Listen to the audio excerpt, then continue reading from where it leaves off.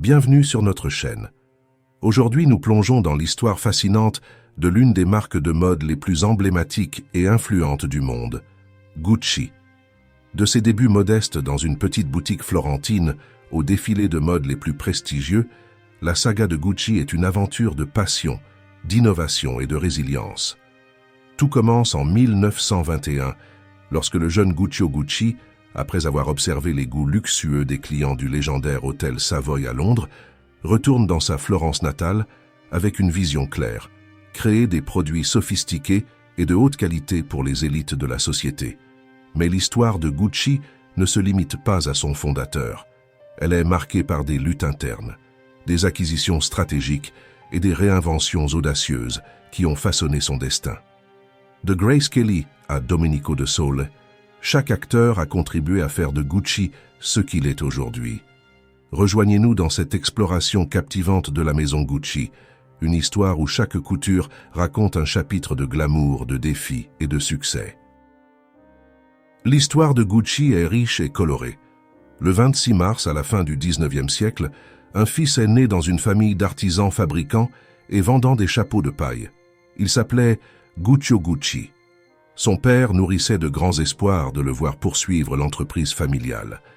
Cependant, à l'âge de 23 ans, Guccio a décidé de fonder sa propre entreprise, la maison Gucci, spécialisée principalement dans la production de harnais pour chevaux. L'entreprise de Guccio s'est avérée non rentable, et son père, refusant d'accepter l'obstination de son fils, critiquait constamment son inutilité. Après une énième dispute avec son père en 1991, le jeune et impétueux Italien a quitté sa Florence natale à la recherche d'une vie meilleure dans la capitale britannique, Londres.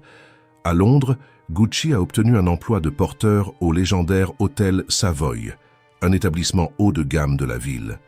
Entre bohème et luxe, il a commencé à comprendre que les bagages des voyageurs, ainsi que divers petits détails, reflètent le statut et l'appartenance sociale d'une personne. Gucci a alors réalisé ce qu'il ferait à son retour dans son pays natal. En 1921, après avoir perdu son emploi à l'hôtel, il est retourné à Florence. Les 30 000 lire qu'il avait accumulées constituaient un excellent capital de départ pour ouvrir son propre atelier. Gucci savait déjà que pour réussir, il devait gagner le cœur des puissants.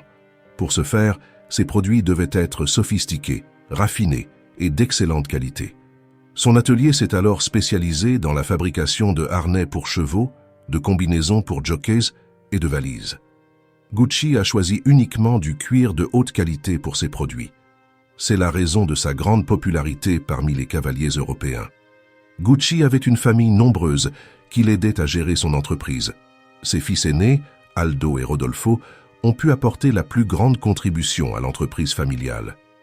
Gucci a toujours prêté attention aux détails et Aldo l'a soutenu dans ce domaine. En 1933, Aldo Gucci a imaginé le logo signature de la maison Gucci sous la forme de 2 lettres G entrelacées qui symbolisent le nom du fondateur de la marque. Le petit atelier est alors devenu trop petit pour mettre en œuvre toutes les idées de Gucci et en 1937, cet atelier est devenu une usine. Aldo s'est révélé être un excellent designer, grâce à qui la gamme de Gucci s'est élargie. Maintenant, on pouvait acheter des foulards en soie, des cravates, des chaussures, des montres, des sacs à main pour femmes chez Gucci. L'année suivante, le premier magasin Gucci a ouvert ses portes à Via dei Condotti à Rome. Malgré la situation instable en Europe, la maison Gucci prospérait grâce à la jeunesse dorée européenne. Mais la Seconde Guerre mondiale a apporté des changements dans le fonctionnement de l'usine Gucci. En raison de la crise économique générale et des interruptions dans la livraison de cuir, Gucci a commencé à utiliser d'autres matériaux naturels tels que le lin, le jute et le chanvre. Après la guerre, la maison Gucci a étendu son influence en ouvrant de plus en plus de boutiques de mode. Il était considéré de mauvais goût pour les célébrités européennes de ne pas avoir de vêtements de créateurs des légendes de la mode de Florence dans leur garde-robe. En 1953, Aldo Gucci est devenu le premier créateur européen à conquérir l'Amérique. Hollywood est ainsi conquis par les articles exclusifs de Gucci. La même année, le film Vacances romaines d'Audrey Hepburn est sorti sur les écrans. L'héroïne principale portait un célèbre foulard en soie et dansait dans de magnifiques mocassins Gucci. L'actrice américaine Grace Kelly a longtemps été le visage de la maison Gucci.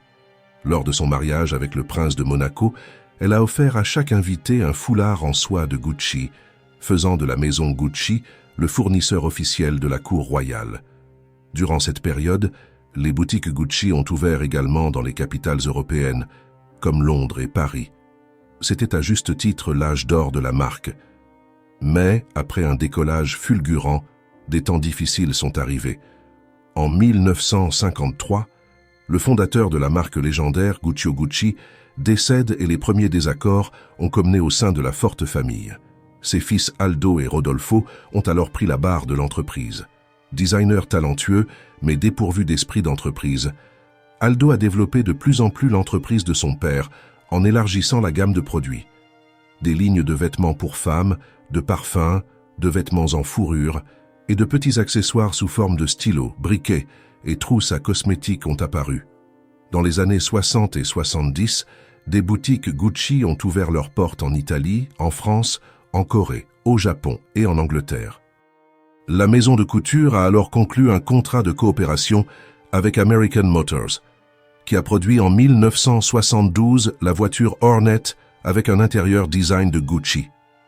Les litiges constants entre héritiers et l'apparition de produits à bas prix a entraîné une baisse de la demande d'articles exclusifs et, par conséquent, une détérioration de la situation financière.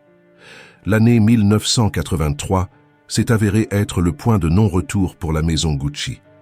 Des querelles constantes, le partage des biens après la mort de Rodolfo, la confrontation entre Aldo et son fils Paolo ont conduit au fait que Maurizio, le fils de Rodolfo, est devenu le chef de la maison de couture. Paolo a ouvert un département de licence en Hollande qui, sous le règne incompétent de Maurizio, la réputation de la marque mondiale avait été détruite. Les petites entreprises et les sociétés asiatiques ont pu acheter le droit d'utiliser le logo Gucci, ce qui a considérablement réduit le prix des produits exclusifs Gucci. La réputation de la maison Gucci a explosé. Il ne restait pratiquement plus d'articles exclusifs, et le marché était alors rempli de produits de mauvaise qualité au détriment de sociétés tierces. Dans les années 90, porter des vêtements arborant le logo Gucci était devenu mal vu. Les héritiers de Gucci ont commencé à vendre leurs actions en urgence.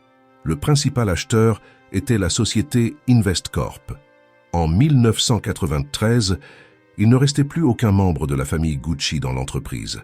Cela a permis à la marque de mode de ne pas disparaître du marché. Le nouveau directeur de l'entreprise, Domenico De Sole, s'est révélé être un leader entreprenant. La première chose qu'il a faite a été de révoquer les licences d'utilisation du logo d'autres sociétés. Le directeur créatif Tom Ford a ramené Gucci sur le marché du luxe et l'entreprise s'est rapidement hissée au sommet du monde de la mode. Après le licenciement de Tom Ford, le poste de directeur créatif de Gucci a été occupé tour à tour par ses associés et des étudiants. D'abord, pendant un peu plus d'un an, Alessandra Facchinetti, puis Frido Giannini qui a travaillé pour la marque jusqu'en 2015. Après son départ, une nouvelle ère s'est ouverte. Alessandro Michele est devenu un nouveau nom dans l'industrie de la mode. Sa première collection a fait fureur. Dans l'univers d'Alessandro Michele, on a trouvé des échos du glam rock des années 70, du glamour hollywoodien des années 20, des thèmes antiques, des citations de la culture chinoise de différentes époques et bien d'autres choses auxquelles personne n'avait pensé auparavant. Sous la direction d'Alessandro Michele, Gucci est devenu un jardin d'Éden, rempli de fleurs, de papillons, d'oiseaux et de mysticisme. En 2021, Gucci a célébré son centenaire. Le premier événement officiel pour marquer cet anniversaire a été le défilé Gucci Aria, une collection dans laquelle le créateur a présenté toutes les pièces majeures de Gucci et a montré son principal cadeau, une collaboration avec Balenciaga. Aujourd'hui, Gucci est plus qu'une simple maison de couture. C'est avant tout une mémoire et une histoire faite de hauts et de bas, de longs conflits internes et de batailles juridiques. C'est l'une des marques les plus célèbres au monde, associée à la beauté, au luxe et à la richesse. Il y a une centaine d'années, Guccio Gucci était un simple portier d'hôtel londonien qui rêvait d'ouvrir tôt ou tard sa propre entreprise. Il a dû travailler dur pour que son nom devienne une marque connue. Il a créé une histoire 24 heures sur 24 dans le confort de son petit atelier. il a pu créer de ses propres mains un produit que toutes les célébrités du monde arborent encore aujourd'hui. En somme, il n'y a pas beaucoup de gens dans le monde qui ne connaissent pas l'existence d'une marque telle que Gucci.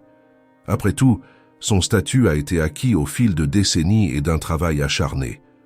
Mais peu de gens connaissent la véritable histoire de cette famille à qui l'argent n'a pas apporté le bonheur escompté. En général, c'est l'histoire de la réussite de la marque Gucci. Ok, chers abonnés, c'est la fin de cette histoire. Écrivez votre opinion. Et que pensez-vous personnellement de tout ce que vous avez entendu? Et avez-vous eu l'occasion de porter ces articles haut de gamme? Commentez et partagez la vidéo si vous l'avez aimé. À bientôt.